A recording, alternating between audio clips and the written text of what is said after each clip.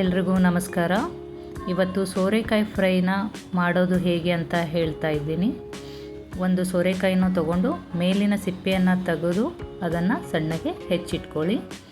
ನಂತರ ಒಂದು ಪ್ಯಾನಲ್ಲಿ ಆಯಿಲನ್ನು ಹಾಕಿ ಅದು ಬಿಸಿಯಾದ ನಂತರ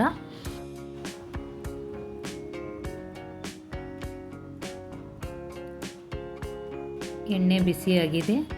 ಇವಾಗ ಸ್ವಲ್ಪ ಸಾಸಿವೆ, ಜೀರಿಗೆ ಮತ್ತು ಸ್ವಲ್ಪ ಹಿಂಗನ್ನು ಹಾಕೋಣ. ನಂತರ ಹೆಚ್ಚಿಟ್ಟುಕೊಂಡಂತಹ ಸೋರೆಕಾಯಿ, ಕಟ್ ಮಾಡಿ ಇಟ್ಕೊಂಡಿರೋಂಥ ಸೋರೆಕಾಯಿ ಪೀಸಸ್ನ ಹಾಕೋಣ. ಇದನ್ನು ಸಣ್ಣ ಉರಿಯಲ್ಲೇ ಹುರಿಬೇಕು. ಇಲ್ಲ ಅಂದರೆ ಇದು ಹೊತ್ತು ಹೋಗುತ್ತೆ. ಇದನ್ನು ಸಣ್ಣ ಉರಿಯಲ್ಲೇ ಫ್ರೈ ಮಾಡ್ಕೊಳ್ಳೋಣ.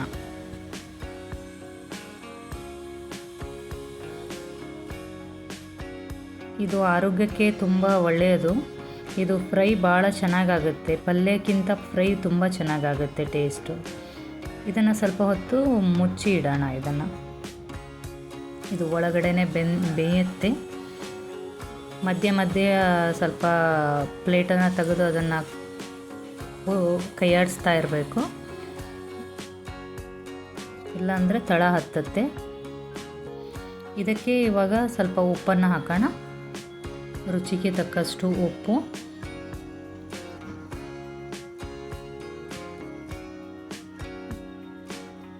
ಕೆಂಪ ಖಾರದ ಪುಡಿ, ರೆಡ್ ಚಿಲ್ಲಿ ಪೌಡರು,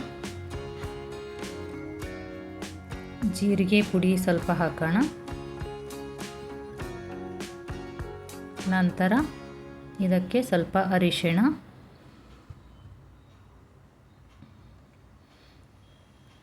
ಹಾಕಿ ಇದನ್ನು ಚೆನ್ನಾಗಿ ಕೈಯಾಡಿಸಿ ಮತ್ತೆ ಸ್ವಲ್ಪ ಹೊತ್ತು ಇದನ್ನು ಹುರಿಯೋಣ.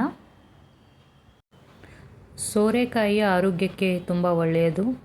ಇದು ಸುಮಾರು ಜನ ಇದನ್ನು ಇಷ್ಟಪಡಲ್ಲ. ಸೋರೆಕಾಯಿ ಪಲ್ಯ ಅಂದರೆ ಇಷ್ಟಪಡಲ್ಲ. ಹಾಗಾಗಿ ಇದು ಫ್ರೈ ಆದರೆ ಎಲ್ರಿಗೂ ಇಷ್ಟ ಆಗುತ್ತೆ. ಇವನ್ ಮಕ್ಕಳಿಗೂ ಭಾಳ ಇಷ್ಟ ಆಗುತ್ತೆ ಇದು. ಇದಕ್ಕೆ 1 ಸ್ಪೂನಷ್ಟು ನಾನು ನೀರು ಹಾಕ್ತಾಯಿದ್ದೀನಿ. 1 ಸ್ಪೂನಷ್ಟು ನೀರು ಹಾಕಿ ಇದನ್ನು 1-2 ನಿಮಿಷ ಮುಚ್ಚಿಡೋಣ.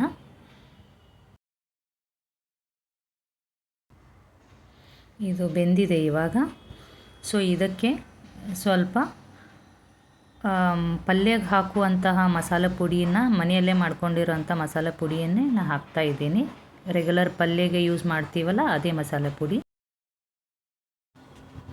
ಮತ್ತು ಹುರಿದು ಇಟ್ಕೊಂಡಂತಹ ಎಳ್ಳು ಮತ್ತು ಗಸಗಸೆಯನ್ನು ನಾನು ಇದಕ್ಕೆ ಸೇರಿಸ್ತಾ ಇದ್ದೀನಿ.